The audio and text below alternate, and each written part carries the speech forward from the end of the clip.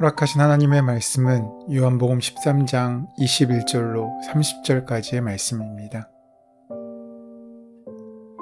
예수께서 이 말씀을 하시고 심령이 괴로워 증언하여 이르시되 내가 진실로 진실로 너희에게 이르노니 너희 중 하나가 나를 팔리라 하시니 제자들이 서로 보며 누구에게 대하여 말씀하시는지 의심하더라. 예수의 제자 중 하나 곧 그가 사랑하시는 자가 예수의 품에 의지하여 누웠는지라.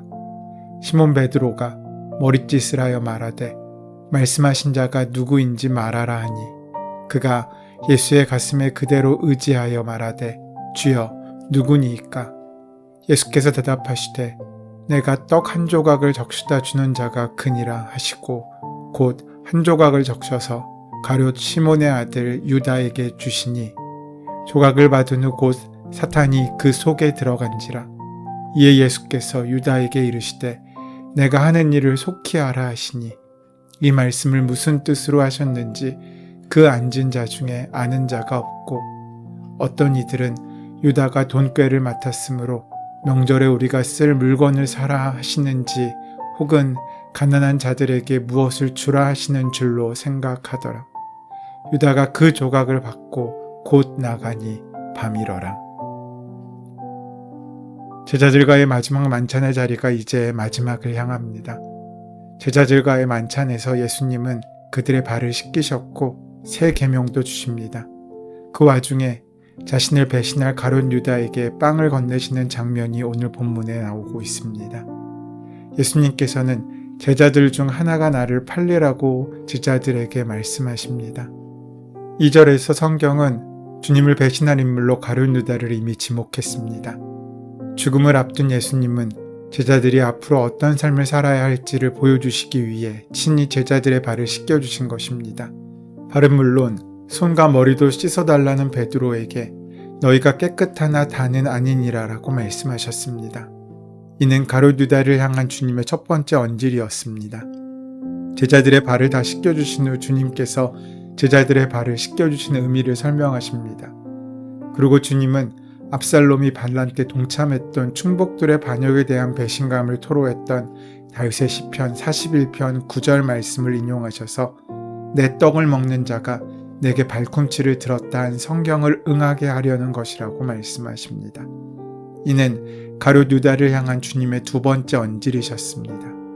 그러나 정작 당사자인 가룟 유다는 아무런 반응을 보이지 않았습니다.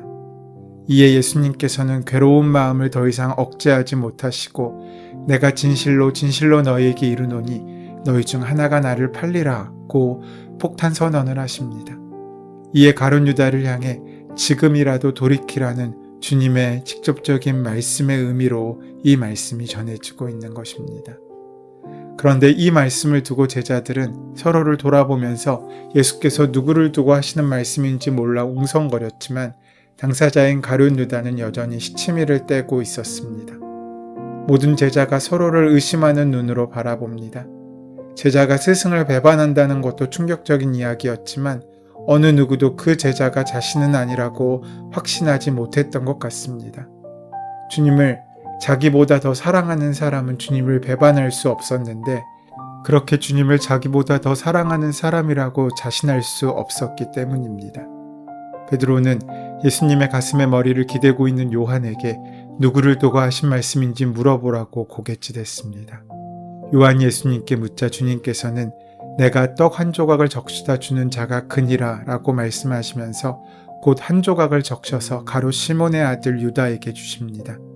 세 번째까지는 간접적으로 말씀하시던 예수님께서는 네 번째에는 가룟 유다에게 직접 떡을 떼어 주시면서 직설적으로 말씀하시고 있는 것입니다.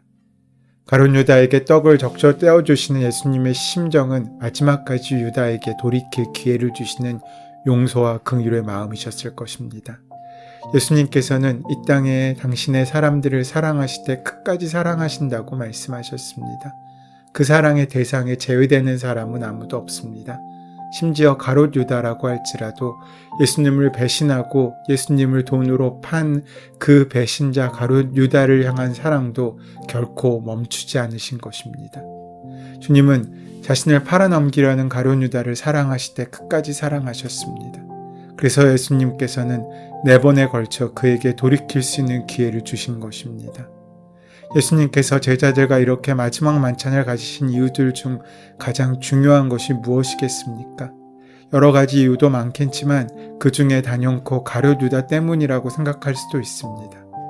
13장의 서두에 요한복음의 저자는 마지막 만찬을 가리키면서 이렇게 말씀하고 있습니다. 2절 말씀에 저녁을 먹을 때에 악마가 이미 시몬 가룟의 아들 유다의 마음속에 예수를 팔아넘길 생각을 불어넣었다. 이 대목을 오늘 본문과 연결시키면 심지어 가룟 유다를 위해서도 예수님께서는 마지막 만찬을 준비하고 있으신 것처럼 보이기도 합니다.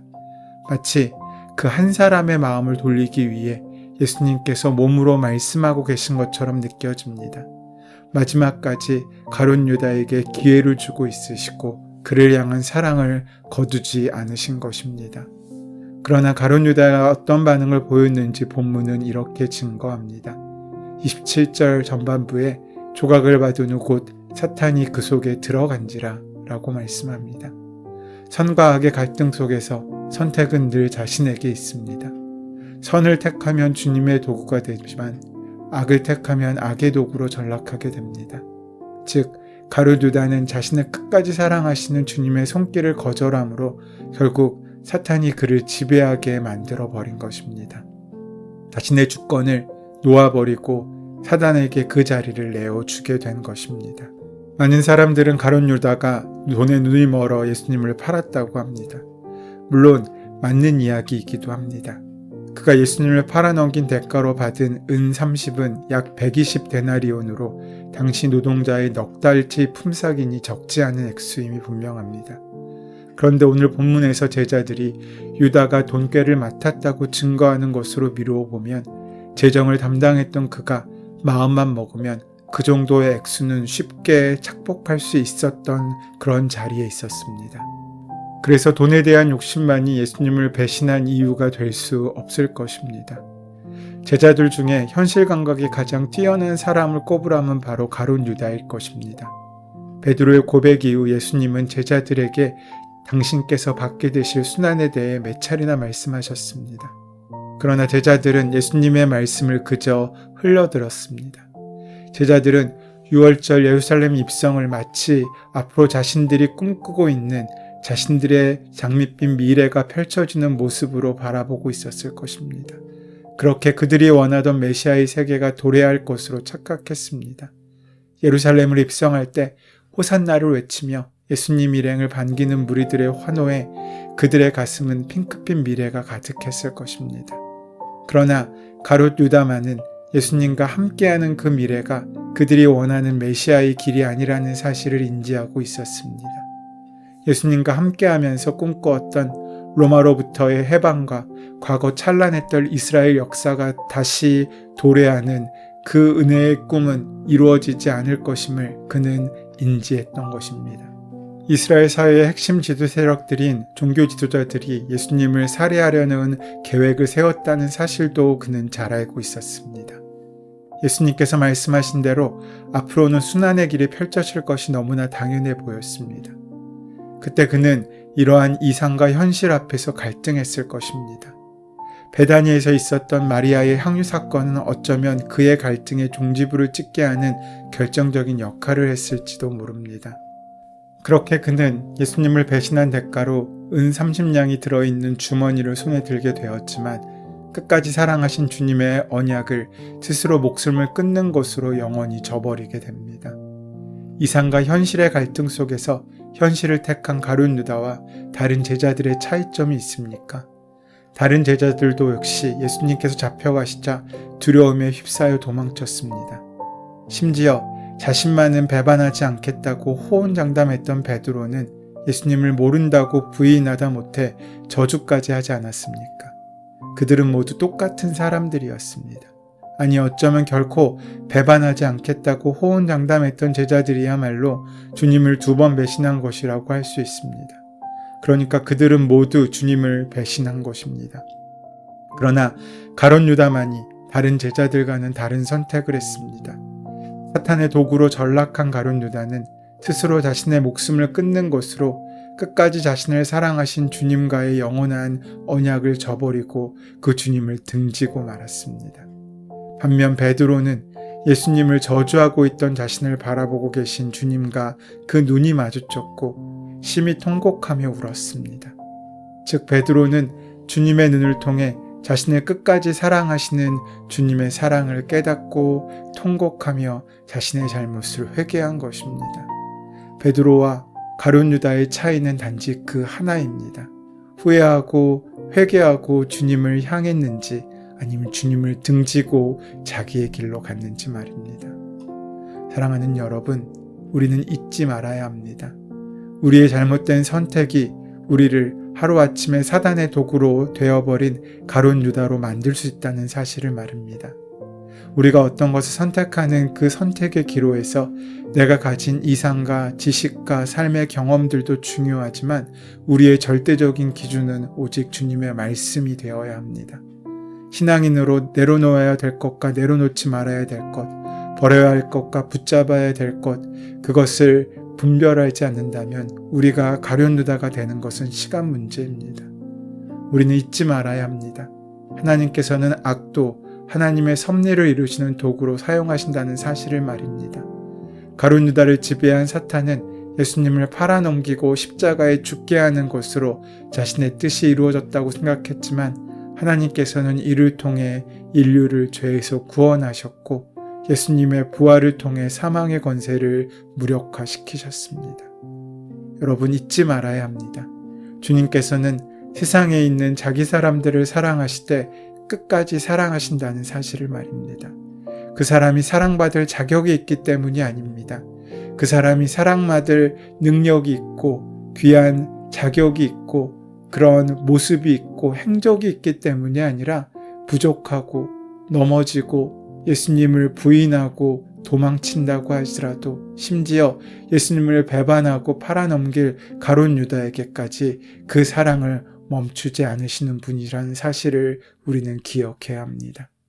하나님께서는 당신의 말씀을 어긴 아담과 하와 부부를 그리고 동생을 살해한 가인조차도 끝까지 사랑하셔서 그들과 영원히 변치 않는 언약을 약속하셨습니다. 자신을 팔아넘길 것을 계획하고 있는 가룟 유다에게도 예수님께서는 사랑하시되 끝까지 사랑하셔서 그에게 돌이킬 수 있는 기회를 주고 계십니다. 3번이나 자신을 부인했던 베드로였지만 주님께서는 자신을 저주까지 했던 베드로도 끝까지 사랑하셨습니다. 그런 주님께서 우리를 얼마나 사랑하시겠습니까? 우리를 포기하시겠습니까? 우리를 놓으시겠습니까? 주님은 우리를 사랑하시되 끝까지 사랑하십니다. 우리는 예수님을 주로 확신하고 생명을 다해 사랑해야 합니다. 믿음 위에 자신을 세우고 성령으로 기도하며 주님의 긍휼을 기다릴 때 하나님께서는 우리의 믿음을 붙들어 주시고 사용하시고 역사하실 것입니다. 오늘 본문의 말씀을 기억하시기 바랍니다. 내가 너를 사랑하되 끝까지 사랑한다. 이 말씀이 그저 본문 속에 등장하는 제자들에게 주신 말씀으로 끝나지 않고 지금 현재를 살고 있는 우리의 삶의 한가운데서 나를 향한 소리로 들려오는 귀하고 복된 주님의 삶을, 그 은혜의 삶을 살아가는 저와 여러분 되시기를 소원하고 축원합니다. 은혜의 주님, 하나님의 뜻보다는 내 뜻과 이상을 최우선으로 삼았던 나날들로 점철되어 있던 우리의 인생을 주님 앞에 내려놓습니다. 버려야 할 것은 버리게 하여 주시옵고 내려놓아야 할 것은 내려놓음으로써 우리를 향하신 주님의 사랑에 합당한 삶을 살아갈 수 있도록 동행하시고 함께하여 주시옵소서. 예수님의 이름으로 기도드립니다. 아멘. 이제 오늘 이 아침 우리에게 허락하신 본문의 말씀이 나에게 주시는 말씀으로 만나지기 위하여 본문의 말씀을 깊이 묵상하시고 함께 기도하는 시간 갖도록 하겠습니다. 함께 기도합니다.